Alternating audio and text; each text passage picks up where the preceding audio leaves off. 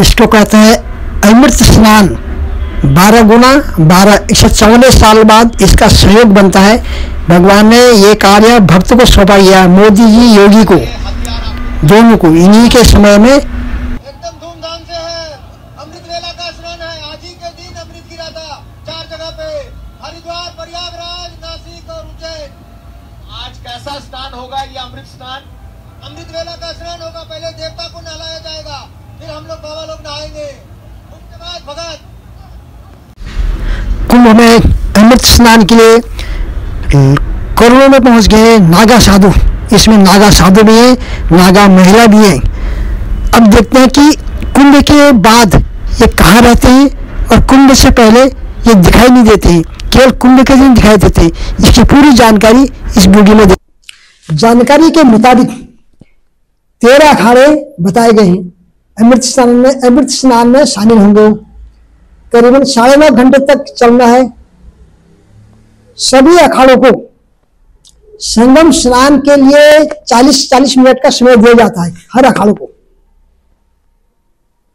इस अमृत स्नान में सबसे पहले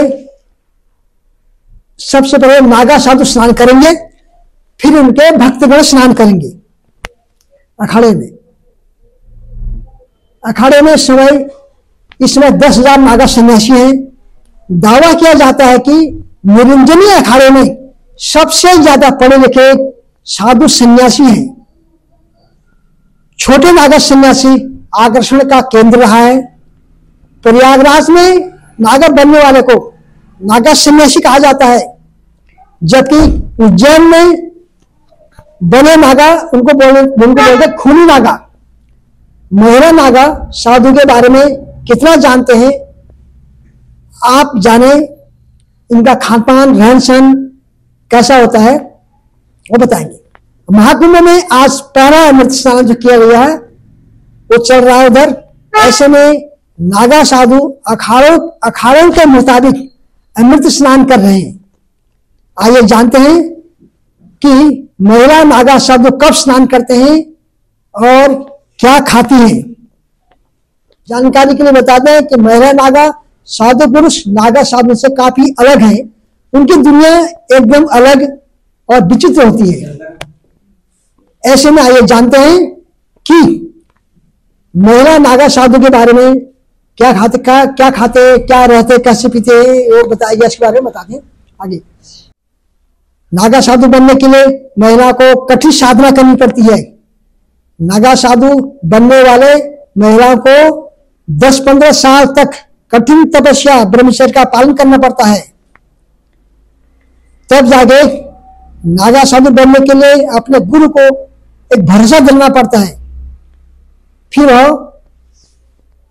उस योग्य बनने के लिए काबिल है कि नहीं है, इसके बाद गुरु को जब भरोसा हो जाता है तो वे नागा साधु बनने की स्वीकृति देते हैं। इसके बाद शुरू होता है नागा साधु बनने की प्रक्रिया। महिला को नागा साधु बनने के लिए अपना पिंडदान करना होता है, साथ ही मुंडन करना होता है। पिंडदान हो गया, मतलब मनी का आदि करते हैं। इसके बाद महिला को नदी में स्नान कराया जाता है और महिला को पूरे दिन भगवान का जप करना होता है। पुरुष की तरह ही महिला को नागा साधु भी भगवान शिव की पूजा करनी पड़ती है। शिव का मंत्र पढ़ते हैं। सुबह ब्रह्म मुहूर्त में उठकर शिव की आराधना और शिव का जाप करना होता है और शाम को दत्तात्रेय भगवान की आराधना करनी होती है। फिर दोपहर में भोजन के बाद शिव का जाप करना पड़ता है। और क्या खाती है और कहाँ रहती है, ये महिला नागा साधु खाने में कंदमूल फल और जड़ी बूटियां खाती बस, और फलाहार। ऐसे में महिला नागों को भी यही खाना होता है, कंदमूल फल सब्जियां हो गई। महाकुंभ के दौरान साधु की तरह महिला भी शाही स्नान यानी अमृत स्नान करती है। पहले पुरुष नागा स्नान करेंगे, फिर महिला नागा स्नान अलग से, उनका अलग होता है स्नान करने का। महिला सन्यासी के लिए अखाड़ों में अलग व्यवस्था रहती है। हालांकि पुरुष नागा साधु के बाद महिला नागा साधु का स्नान करने जाते हैं और अखाड़े में साधु को माई या अवधूति या नागिन आदि नामों से पुकारा जाता है। भारतीय सनातन धर्म के वर्तमान स्वरूप की नींव आदि गुरु शंकराचार्य ने रखी थी।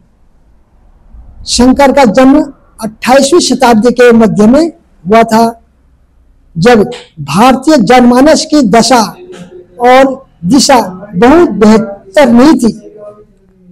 भारत की धन संपदा से खींचे तमाम आक्रमणकारी यहाँ आ रहे थे, कुछ खजाने को अपने साथ वापस लेकर जा रहे थे, तो कुछ भारत की दिव्य आभा से ऐसे मोहित हुए कि वो यही बस गए।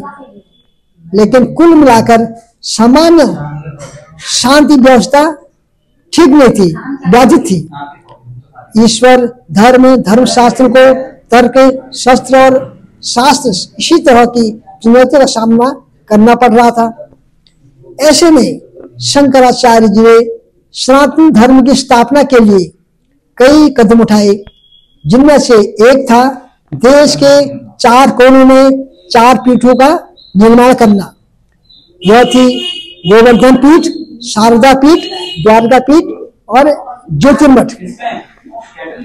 इसके अलावा आदि गुरु ने मठों मंदिरों की संपत्ति को लूटने वाले और श्रद्धालुओं को सताने वाले, इनका मुकाबला करने के लिए सनातन धर्म के विभिन्न संप्रदायों की सशस्त्र शाखाओं के रूप में अखाड़ों की स्थापना की। शुरुआती जो आदि गुरु शंकराचार्य को लगने लगा कि सामाजिक उथल पुथल से उस युग में केवल आध्यात्मिक शक्ति से ही इन चुनौतियों का मुकाबला करना काफी नहीं है। उन्होंने जोर दिया कि युवा साधु व्यायाम करके अपने शरीर को सुदृढ़ बनाए और हथियार चलाने में भी कुशलता हासिल करें। इसलिए ऐसे मठ बने जहां इस तरह के व्यायाम या शस्त्र संचालन का अभ्यास कराया जाता था। ऐसे मठों को अखाड़ा कहा जाने लगा। आम बोलचाल की भाषा में अखाड़े उन जगहों को कहा जाता है जहां पहलवान की कुश्ती होती है, कसरत के दांव पे सीखते हैं। कालांतर में कई और अखाड़े अस्तित्व में आए। शंकराचार्य ने अखाड़ों को सुझाव दिया कि मठ मंदिरों और श्रद्धालुओं की रक्षा के लिए जरूरत पड़ने पर शक्ति का प्रयोग करें। इस तरह बाह्य आक्रमण के उस दौर में इन अखाड़ों ने एक सुरक्षा कवच का काम किया। कई बार स्थानीय राजा महाराजा विदेशी आक्रमण की स्थिति में नागा योद्धा साधुओं का सहयोग लिया करते थे। इतिहास में ऐसे कई गौरवपूर्ण युद्ध का वर्णन मिलता है जिनमें 40,000 से ज्यादा नागा योद्धाओं ने हिस्सा लिया था। और भारत की आजादी के बाद इन अखाड़ों ने अपना सैन्य चरित्र त्याग दिया था। इन अखाड़ों के प्रमुख ने जोर दिया कि उनके अनुयायी भारतीय संस्कृति और दर्शन के सनातनी मूल्यों का अध्ययन और उसका अनुपालन करते हुए संयमित जीवन व्यतीत करें। इस समय 13 प्रमुख अखाड़े हैं जिनमें प्रत्येक के शीर्ष पर महंत आसीन होते हैं, सबका एक प्रमुख होता है। इन प्रमुख अखाड़ों का संक्षिप्त विवरण इस प्रकार है। आप 13 अखाड़ों का नाम बताते हैं। नंबर 1 है श्री निरंजनी अखाड़ा। यह अखाड़ा 826 ईस्वी में गुजरात के मांडवी स्थापित हुआ था। इनके इष्ट देव भगवान शंकर हैं। शंकर के पुत्र कार्तिकेय हैं। इनमें दिगंबर, साधु, महंत, महामंडलेश्वर होते हैं। इनकी शाखाएं इलाहाबाद, उज्जैन, हरिद्वार, त्र्यंबकेश्वर और उदयपुर में है। नंबर 2 में आता है जूना दत्त या जूना अखाड़ा। यह अखाड़ा 1145 में उत्तराखंड के कर्णप्रयाग में स्थापित हुआ। इसे भैरव अखाड़ा भी कहते हैं। इनके इष्ट देव हैं रुद्रावतार दत्तात्रेय है। इसका केंद्र वाराणसी के हनुमान घाट पर माना जाता है। हरिद्वार में माया देवी मंदिर के पास इनका आश्रम है। इस अखाड़े के साधु जब शाही स्नान के लिए संगम की ओर बढ़ते हैं तो मेले में आए श्रद्धालुओं समेत पूरी दुनिया की सांसें इन अद्भुत दृश्य को देखने के लिए रुक जाती है। तीसरे नंबर पर है श्री महानिर्वाण अखाड़ा। यह अखाड़ा 672 ईस्वी में स्थापित हुआ। कुछ लोगों का मत है कि इसका जन्म बिहार झारखंड के बैद्यनाथ धाम में हुआ था, जबकि कुछ इसका जन्म स्थान हरिद्वार में नील धारा के पास मानते हैं। इनके इष्ट देव हैं कपिल महामुनि हैं। इनकी शाखाएं हैं इलाहाबाद में है, हरिद्वार में है, उज्जैन में है, त्र्यंबकेश्वर, ओकारेश्वर और कनखल में है। इतिहास के पन्ने बताते हैं कि 1260 में महंत भगवानंद गिरी ने इनके नेतृत्व में 22,000 नागा साधुओं ने कनखल स्थित मंदिर को आक्रमणकारियों सेना के कब्जे से छुड़ाया। नंबर 4 में है श्री अटल अखाड़ा। यह अखाड़ा 559 ईस्वी में स्थापित किया गया है। इनके इष्ट देव हैं भगवान गणेश जी। यह सबसे प्राचीन अखाड़ों में से एक माना जाता है।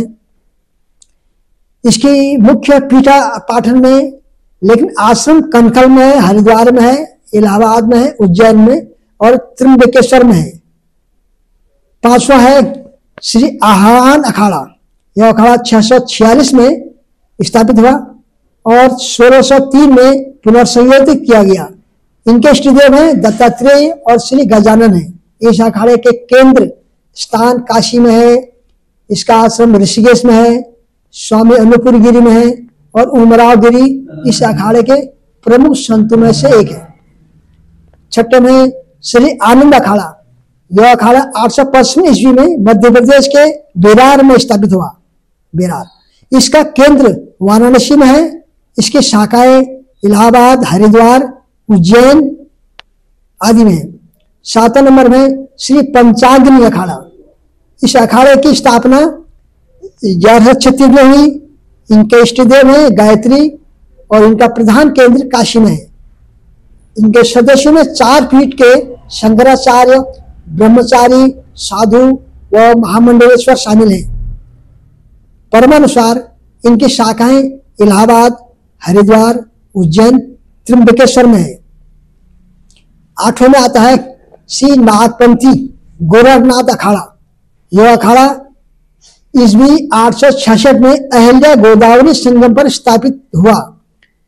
इनके संस्थापक पीर शिवनाथ जी हैं। इनका मुख्य देवता गोरखनाथ जी हैं। इनके 12 पंथ हैं। यह संप्रदाय योगिनी कौल नाम से प्रसिद्ध है और इनकी त्र्यंबकेश्वर शाखा और एक ही जगह इनका। 9वां श्री वैष्णव अखाड़ा। यह बालंद अखाड़ा ईस्वी 1595 में दरागंज में हुई। मध्य प्रणाली में स्थापित हुआ। समय के साथ इनमें निर्मोही, निर्माणी, खाकी आदि 3 संप्रदाय बने। इनका अखाड़ा त्र्यंबकेश्वर में मारुति मंदिर के पास था। 1848 तक शाही स्नान त्र्यंबकेश्वर में ही हुआ करता था, परंतु 1848 में शैव या ब्राह्मण साधु ने पहले स्नान कौन करे इस मुद्दे पर झगड़ा हुआ। हेमंत पेशवा जी ने यह झगड़ा निपटाया।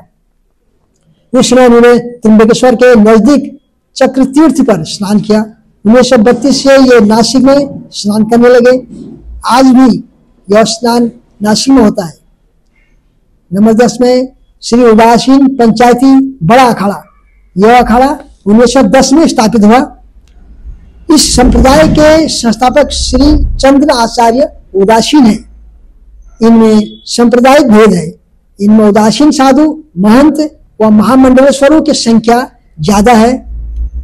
उनकी शाखाएं प्रयाग, हरिद्वार, उज्जैन, त्र्यंबकेश्वर, भैदानी, कनखल, साहेबगंज, मुल्तान, नेपाल और मद्रास में है। 11 में है श्री उदासीन नया अखाड़ा। यह अखाड़ा 1710 में स्थापित किया गया। इसे बड़ा उदासीन अखाड़े के कुछ साधु ने विभक्त होकर स्थापित किया। इनके प्रवर्तक महंत सुधीर दास जी हैं। इनकी शाखाएं प्रयागराज, हरिद्वार, उज्जैन, त्र्यंबकेश्वर में है। 12वां है निर्मल पंचायती अखाड़ा। यह अखाड़ा 1784 में स्थापित किया गया। 1784 में हरिद्वार कुंभ मेले के समय एक बड़ी सभा में विचार विनिमय करके श्री दुर्गा सिंह महाराज ने इसकी स्थापना की। इनकी इष्ट पुस्तक श्री गुरु ग्रंथ साहिब है। इनमें सांप्रदायिक साधु महंत व महामंडलेश्वर की संख्या बहुत है। इनकी शाखाएं प्रयाग, हरिद्वार, उज्जैन और त्र्यंबकेश्वर में है। 13वां लास्ट है निर्मोही अखाड़ा। इस अखाड़े की स्थापना 1720 में रामानंदाचार्य ने की थी। इस अखाड़े के मठ और मंदिर उत्तर प्रदेश, उत्तराखंड, मध्य प्रदेश, राजस्थान, गुजरात और बिहार में है। पुराने समय में इसके अनुयायियों को तीरंदाजी और तलवारबाजी की शिक्षा भी दिलाई जाती थी। नागा साधुओं को लेकर कुंभ मेले में बड़ी जिज्ञासा और कौतूहल रहता है। खासकर विदेशी टूरिस्टों में कोई कपड़ा ना पहनने के कारण शिव भक्त नागा साधु दिगंबर भी कहलाते हैं। अर्थात आकाशी जंग वस्त्र है, कपूर के नाम पर पूरे शरीर पर धूल की राख लपेटे हैं। साधु मेले में सिर्फ शाही स्नान के समय ही खुलकर श्रद्धालुओं के सामने आते हैं। आमतौर पर मीडिया से दूर रहते हैं। एक आम सवाल है कि कुंभ के बाद ये क्यों नहीं दिखाई देते हैं। दरअसल इनके आश्रम हरिद्वार और दूसरे तीर्थों के दूर दराज इलाकों में है, जहां ये आम जनजीवन से दूर कठोर अनुशासन में रहते हैं। इनके गुस्से के बारे में प्रचलन होता है कि भीड़ को इनसे दूर रखती है, और वास्तविकता यह कि यह शायद ही किसी को नुकसान पहुंचाते हो। लेकिन अगर बिना कारण अगर कोई इन्हें छेड़े, उकसाए, तंग करे तो इनका क्रोध भयानक होता है। कहा जाता है कि भले ही दुनिया अपना रूप बदलती है, लेकिन शिव भक्त, अग्नि के वह भक्त इसी स्वरूप में रहेंगे। हरे कृष्णा, राधे राधे।